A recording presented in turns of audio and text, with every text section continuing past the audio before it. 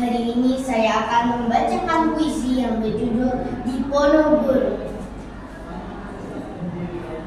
Diponegoro, karya Hairil Anwar. Di masa pembangunan ini, Tuhan hidup kembali dan bara kabung menjadi api. Di depan sekali Tuhan menanti. Tak gentar lawan banyaknya 100 kali.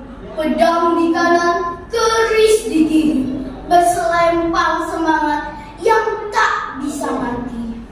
Maju! Ini barisan tak bergenderang berpalu.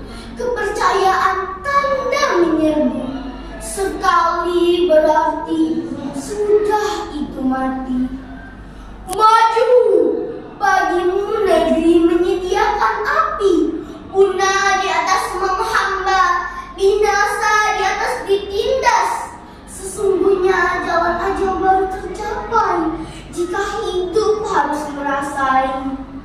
Maju! Serbu! Serang! Tajam! Terima kasih.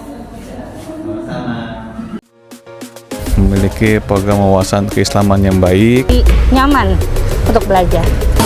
Alhamdulillah, Al-Furqan sukses terus untuk mencetak generasi-generasi muda yang Qurani dan sukses pemimpin masa depan bangsa.